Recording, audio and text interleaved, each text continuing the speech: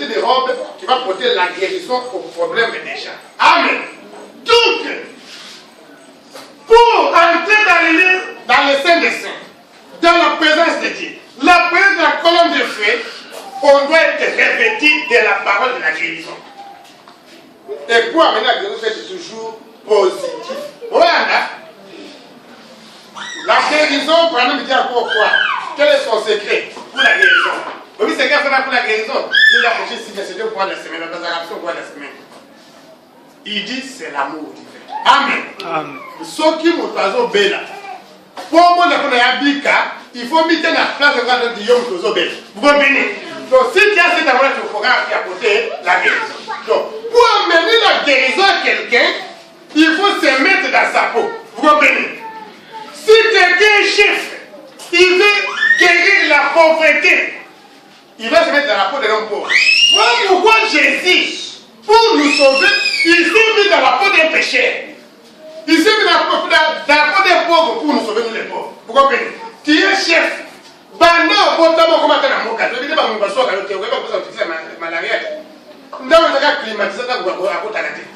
Comment tu sauras les souffrances des gens? Il faut descendre sur le terrain. Il faut tomber les pieds sous les arbres pour sentir comment les moustiques piquent. Et tu sauras traiter comme des gens.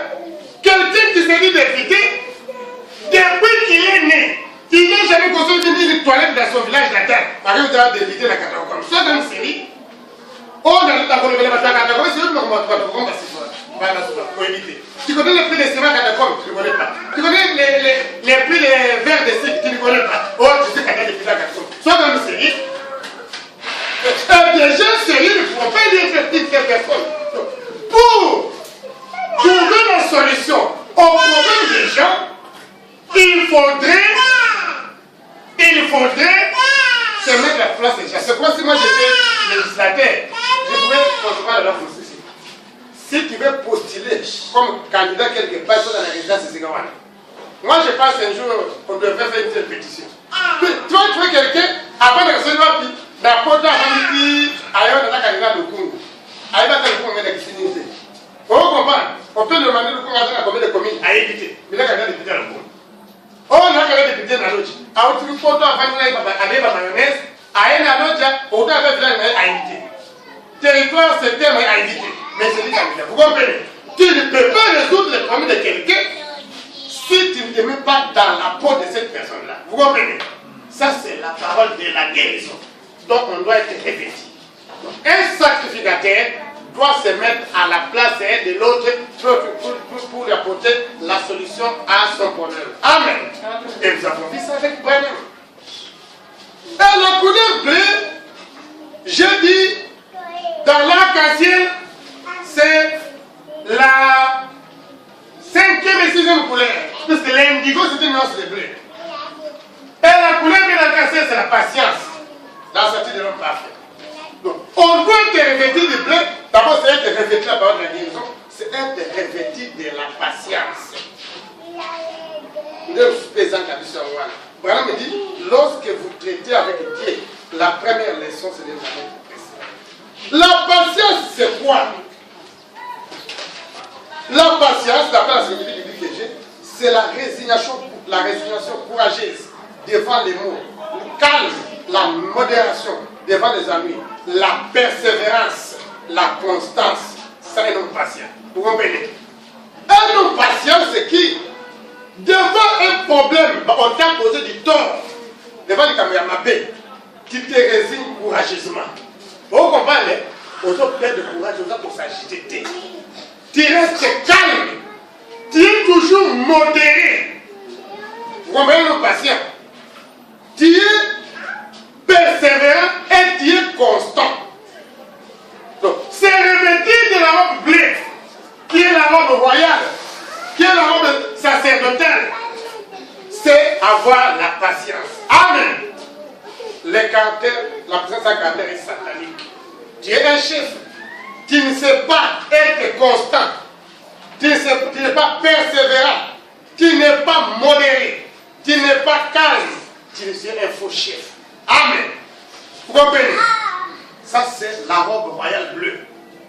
un vrai pasteur, un vrai sacrificateur, un vrai chef, un vrai roi qui a la robe royale, la robe bleue, ça veut dire que non, tel que vous m'envoyez ici, je suis un homme constant. Amen. Amen. Et la Bible nous dit, une personne irrésolue et inconstante dans ses voies n'est pas certaine de ce que je n'ai pas dit. Vous comprenez? La vie il faut de la précision dans mon constat. Après vous mettez la 20 ans, tu restes constant. Vous comprenez? Pourquoi la vie ne marche pas? Pourquoi le gouvernement à côté il y a un conseil des ministres. Pour le vrai conseil des ministres, agriculture, priorité de priorité. Bazoum. Après 2 mois, le plan national. Bon, maintenant cette fois-ci, lutte contre la pauvreté, priorité de priorité. Après, Bazoum. Cette fois-ci, agrément, vous n'avez pas encore fini à résoudre la première priorité, vous avez passé une deuxième ou une troisième. Irrésolu et inconstant. Vous comprenez? On n'a pas de position fixe. Comme disait le chef de l'État africain.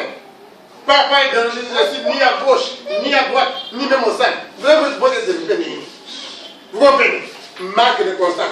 Quand vous êtes devant quelqu'un qui n'est pas constant, c'est un faux chef. Vous comprenez? Il n'a pas la dignité.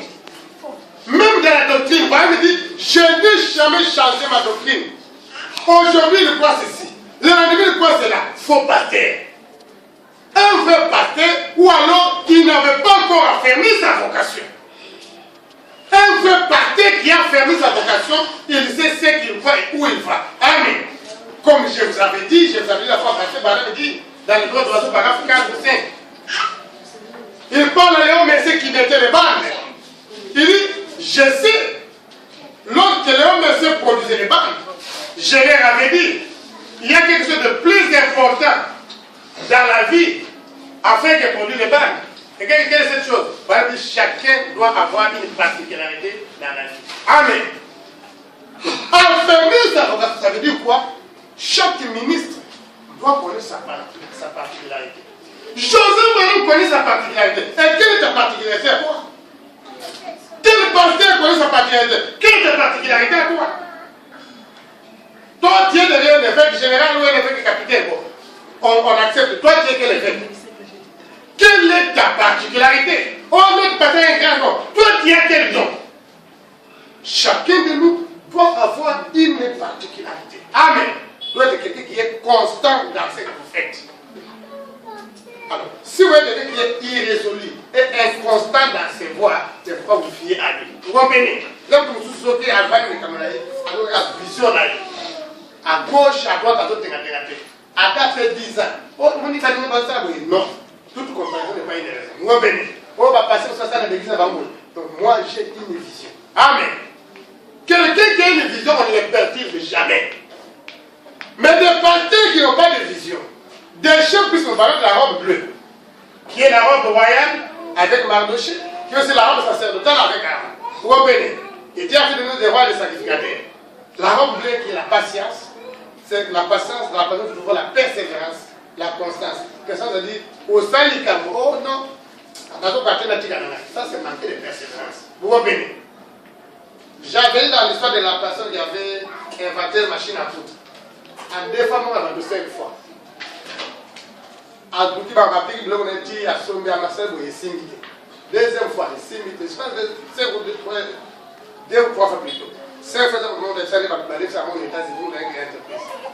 Alors, il a essayé, arrivé à votre assurance banque de la mer. À la mondiale, à la famille, ici, nous soutenons plein. Alors, si vous souhaitez, vous souhaitez, c'est de l'eau que vous souhaitez à Tabonaï. Nous, le banc à 6 000, nous allons pour ici. Vous comprenez? C'est ça la persévérance. Pourquoi il avait une vision? Quelqu'un qui a une vision a toujours été persévérant. Mais quelqu'un qui n'a pas de vision, au moins de contradiction à son ici. Oh, quel baliboy! C'est pourquoi les gens sont ballottés aujourd'hui. Sont arrivés pour aider des chaînes de télévision. T'es passé à témoigner pour te dire. Tu n'as pas de vision. Vous comprenez? Mais nous, parlons nous dit, abattez les arbres. Que les éclats aillent là où ils veulent. Vous comprenez? Amen. Donc, nous présentons notre vision. Ce que Dieu nous a donné. On va présenter les gens, on va vous soutenir, vous comprenez? On va commenter. Et je sais que lorsque Dieu va m'accorder de commencer à diffuser même mes sermons, il y aura beaucoup de réunions de ministres qui se feront autour de ce que je dis. Amen. Pour contredire. Puisque au Congo, généralement, nous n'avons pas vraiment des ministres si aguerris, ou qui sont constants, qui sont matures, qui ont fait leur vocation. Ils ont toujours des interdépendances. Tel a pays, tout ça. Aujourd'hui, tout le monde a des coups de banne, non pas puisqu'ils ont la recette des coups de banne, mais puisqu'ils veulent s'opposer à passer la route. On doit être clair. Pas puisqu'il y a la révélation. Donc, au Congo, généralement, tous les ministres jeunes et vieux ne pas dépasser la route. C'est parce que c'est pour quelque chose, par exemple, à des comptes. Il a voulu se battre pour. C'est comme ça qu'il est. Vous comprenez? C'est ces ailes-là, des jalousies, ces gens-là qui stimulent les gens. Mais nous sommes stimulés par la révélation. Amen. Nous devons écouter les bandes, puisque nous avons la révélation que lorsque nous écoutons les bandes, nous sommes dans la parousie, la présence de Christ. Amen. Puisque pendant le péché, le Dieu puissant dévoilé devant nous. Nous avons la révélation de la présence de Dieu. Que Branham me dit, lorsque Moïse, la parole était à lui, il était Dieu. Lorsque la parole sortait, il redevenait un homme. Vous comprenez? Qu'est-ce qui faisait de Moïse Dieu? C'est la parole était à lui. Branham aussi, lorsque la parole était à lui, il était Dieu. Lorsque cette parole est sortie, nous avons sous les bandes, il est redevenu un homme dans la tombe. Et nous avons Dieu sous forme de bandes. Et lorsque cette parole est en nous, nous devenons aussi des dieux. Amen. Vous comprenez? L'école de la patience. Et lisons quelques versets de Bible sur la patience en question. Ésaïe chapitre 53, verset 7. Nous devons développer la patience si nous voulons être agréés dans la présence de Dieu.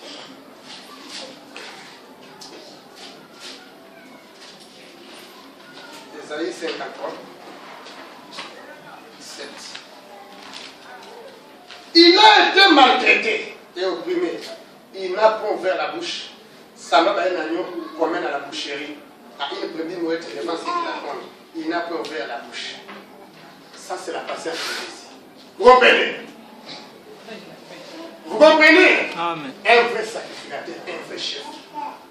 Jésus, maltraité, opprimé, il n'a pas ouvert la bouche. Semblant un agneau qu'on mène à la boucherie. À une brebis devant ceux qui l'attendent, il n'a pas ouvert la bouche. Pas d'autre dépouiller, des bananes à le dire. Détruire la réputation de Dieu, pas commencer à le poste. Aux autres, il faut la bonne côté. Ça, c'est la patience. La robe bleue, c'est le caractère d'un chef. Mon conseiller me disait, à l'époque, un chef disait, mon conseiller a décidé d'amener, il a polémique. Maman a fait. Papa, ça, c'est le caractère de quelqu'un qui n'est pas chef. Vous comprenez? On a vu la YouTube, il y a pas besoin ici. On a vu la télévision, il y a pas besoin ici. On a vu la radio, il y a pas besoin. Ça, ce n'est pas le caractère des chefs. Amen. Vous comprenez? Le caractère des chefs, des souverains sacrificateurs, comme Jésus, c'est de ne pas ouvrir la bouche devant ceux qui sont en train de détruire. Vous comprenez? C'est ça la patience. Et il faut développer ça dans les quartiers. Il faut développer ça dans nos foyers. Au boulot, la robe bleue, la robe de la patience, comme Jésus. Ne pas ouvrir la bouche devant ceux qui sont en train de te tondre. On les prend, c'est vraiment la protection. C'est pas toujours la protection, on est surtout. C'est détruire la salle, on va détruire la salle. C'est ça, être quelqu'un qui a la patience. Dans Matthieu 27, 14.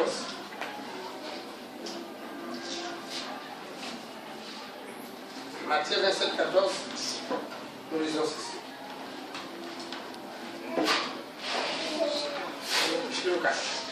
Jésus comparait devant le gouverneur. Le gouverneur l'interrogea en ces termes.